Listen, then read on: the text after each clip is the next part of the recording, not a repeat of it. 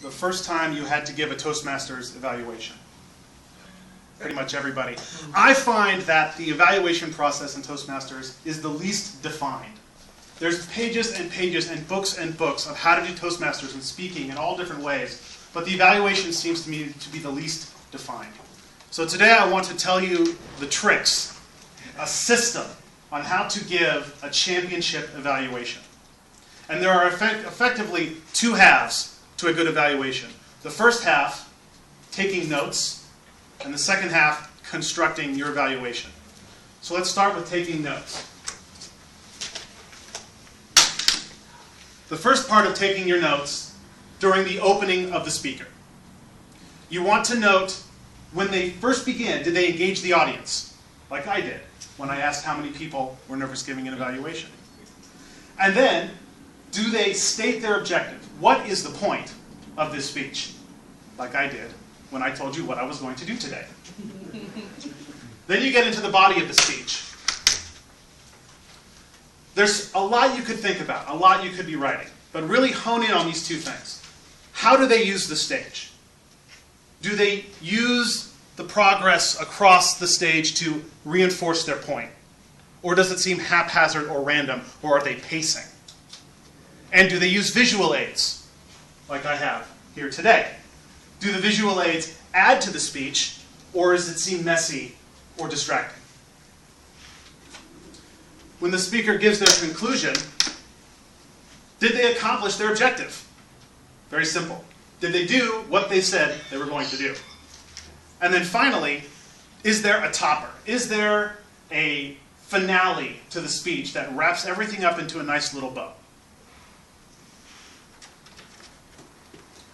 Throughout the speech, in addition to those points, watch their body language. Watch their vocal variety. This is the type of thing a good Toastmaster has to be taking care of, beginning to end. Now that you've taken down all your notes, you need to construct your evaluation. And every good evaluation, you have time. If it's in a contest, you've got 5 minutes, and if it's in a regular club meeting, there's as much time as you need typically when your speakers are finished. When you start your evaluation, you want to relate yourself to the topic or comment on the speaker's style. As an example, when I competed in the division contest for evaluation, the speaker who gave the test speech had a very warm and soft and lyrical type voice. And it occurred to me as I was taking notes that he sounded just like Mr. Rogers. So I said that when I started my speech. I said, Ian, it reminds me, your speaking style really reminds me of Mr. Rogers. And I got a great laugh line from the audience. Then, once you have initiated, you will need to then run through the positive elements. What did they do well? And there's always good stuff you can find. But to be honest, the positive stuff is the most boring part of your evaluation. That's why you just kind of run through it in your opening. Now your suggestions. And of all the things you can talk about in a good evaluation, what you want to focus on are the physical things. Because what you're going to do as an evaluator is then act it out. So when I gave a speech at the division contest, or the district contest, the woman gave this amazing speech about fine dining. And the whole point of the speech was that her husband thought going to McDonald's was fine dining, and she thought going to a fancy restaurant was fine dining. And her whole speech was constructed with these two halves. But while she was giving the speech, she was kind of walking all over the place and telling the story, and then she was talking about the other place and just strolling onto this side. So in my evaluation, I said, right down the middle of the stage, you need to have a firewall of fine dining. One side is McDonald's, and the other side is the restaurant. Then I went on to talk about her body language. In the speech where she's talking about the McDonald's, she's explaining how the process of eating at McDonald's is nowhere close to fine dining. So when she goes to order, I said, come out to the corner of the stage and reach up and point, and this is where the menu is, it's up on the wall. Or when you get up to go to get the drink, you can even move backwards, use the front back part of the stage, and make noise like you're getting ice out of the machine. So you can mimic exactly what they're going to do in your evaluation. And this is what makes it really interesting for the audience.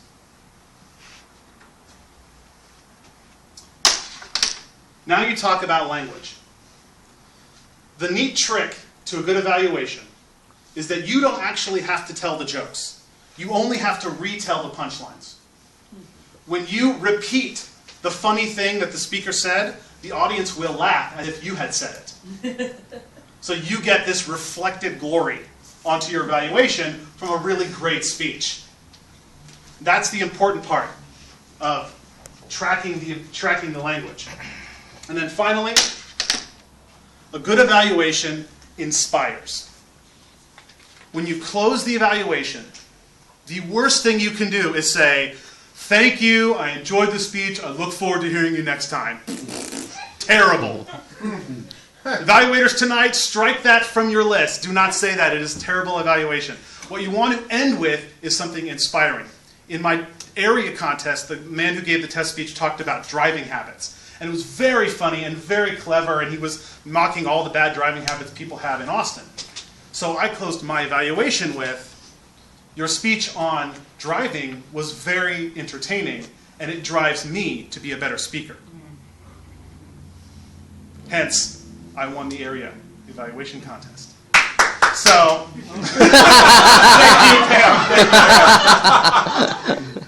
So in conclusion, there's two halves to a good evaluation. The note-taking is critical, and then when you go to construct your speech, there's very clear things you can do.